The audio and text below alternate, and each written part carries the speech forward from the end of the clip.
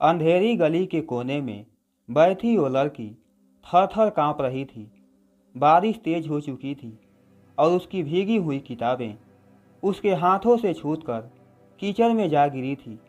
मैं जैसे ही उसके पास गया तो देखा कि उसकी आंखों में आंसू नहीं थे, बल्कि उसमें एक अजीब सा धैर्य और हिम्मत झलक रही थी।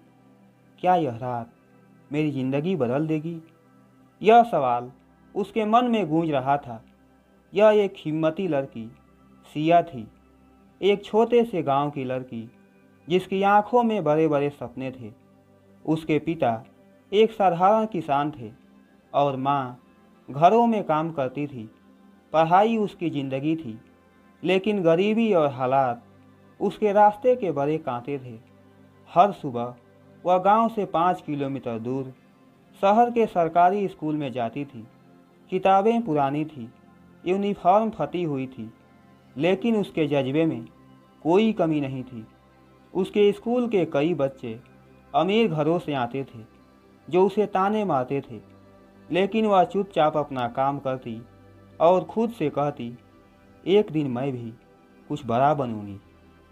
सिया की माँ हमेशा उसकी हिम्मत बढ़ाती थी। जब भी उसके पिता यह कहते कि लड़कियों को ज़्यादा पढ़ाने से कोई फ़ायदा नहीं, आखिर में शादी ही करनी होती है, तो उसकी माँ चुपचाप सिया के पास जाकर कहती, तुम्हारी तकदीर तुम्हारे हाथ में है, बस हार मत मानना। सिया का सपना था कि वह एक डॉक्टर बने, लेकिन गांव की लड़कियों को अक्सर स्कूल के बाद घर के कामों में झोंक दिया जाता था। उसके पिता का मानना था कि पढ़ाई सिर्फ लड़कों के लिए होती है और एक दिन वह भी किसी अच्छे घर में शादी करके चली जाएगी। लेकिन सिया को अपनी तकदीर खुद लिखनी थी। जब 12वीं की परीक्षा आई तो उसने पूरी लगन से पढ़ाई की। उसकी माँ ने चुपचाप उसकी मदद की। रात में दिया जलाकर वह अपनी बेटी के साथ बैठी रहती ताकि उसे हिम्मत मिले। और फिर परीक्षा के नतीजे आए और सिया ने पूरे ज़िले में टॉप किया। यह खबर पूरे गांव में फैल गई। अखबारों में उसका नाम छपने लगा और सरकारी अधिकारी खुद उसके घर आए। उन्होंने कहा कि सिया को आगे की पढ़ाई के लिए स्कॉलरशिप दी जाएगी, लेकिन यह सब उसके पिता को पसंद नहीं आया और उन्होंने कहा, अब बहुत हो गया सिया, अब तुम्हें घर बैठकर शादी की तैयारी करनी चाहिए। सिया के लिए यह सबसे बड़ा झटका था, लेकिन अब सिया को शहर के सबसे बड़े कॉलेज में दाखिला मिल गया था। यह उसकी ज़िंदगी की सबसे बड़ी खुशी थी, लेकिन मुश्किलें अभी भी खत्म नहीं हुई थी। नया माहौल, नए लोग और उनकी तेज रफ्तार ज़िंदगी सिया को बहुत अलग महसूस हुआ। अमीर घरों के लड़के और लड़कियां महंगे कपड़े पहनते, अंग्रेजी में बातें करते और आधुनिक जीवन जीते। वह अपने आप को छोटा महसूस करने लगी।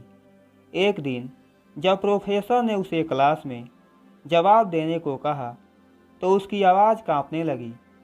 बाकी छात्र हंस पड़े।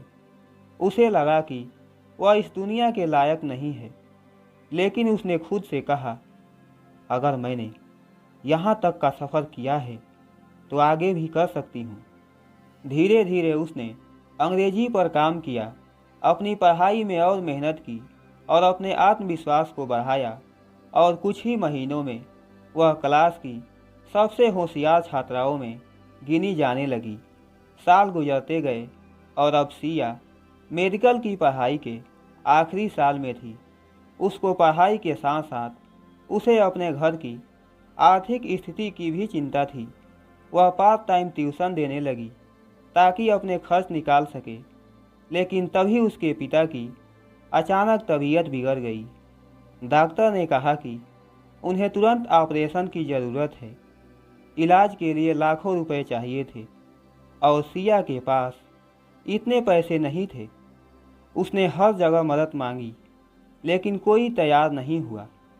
जब उसने कॉलेज के एक प्रोफेसर को अपनी समस्या बताई तो उन्होंने कहा कि तुम सिर्फ मदद की उम्मीद मत करो, खुद मदद बनो। प्रोफेसर की यह बात सिया के दिल में घर कर गई। उसने हार नहीं मानी और सोशल मीडिया पर एक कैंपेन शुरू किया। गांव और कॉलेज के दोस्तों ने मदद की और कुछ ही दिनों में पैसे इकट्ठा हो गए। उसके पिता का सफल ऑपरेशन हुआ और सिया ने मेडिकल की परीक्षा भी अच्छे नंबरों से पास की और एक नामी अस्पताल में डॉक्टर बन गई। जिस लड़की को कभी पढ़ाई के लिए ताने मिलते थे, वही आज गांव के सबसे बड़ी प्रेरणा बन चुकी थी। उसने अपने गांव में एक छोटा सा अस्पताल खोला, जहां गरीबों का मुफ्त इलाज होता था। जिन लोगों ने कभी उस पर हंसी उड़ाई थी, वे अब गर्व से उसका नाम लेते थे। कुछ सालों बाद सिया की मेहनत रंग लाई और उसका अस्पताल पूरे ज़िले में प्रसिद्ध हो गया। उसने वहां लड़कियों की शिक्षा को भी बढ़ावा देने के लिए एक फाउंडेशन शुरू किया, ताकि कोई भी लड़की पैसों की कमी के कारण अपने सपने अधूरे न छोड़े। अब जब भी कोई लड़की अपने सपने को लेकर शंका में होती, तो सिया खुद उसके पास जाकर कहती, अगर मैं कर सकती हूँ तो तुम भी कर सकती हो। अपनी तकदीर खुद लिखो। एक दिन जब वह अस्पताल के बाहर बैठी थी, तो एक छोटी बच्ची आई और बोली, दीदी, मैं भी आपकी तरह डॉक्टर बनना चाहती हूँ। सिया मुस्कुराई और बोली, अगर तुम मेहनत से पढ़ाई करोगी तो तुम्हारी तकदीर भी तुम्हारे हाथों में होगी। उसने उस बच्ची को अपने अस्पताल में बुलाया, उसकी पढ़ाई के लिए मदद की और उसे अपने फाउंडेशन का पहला छात्र बना दिया।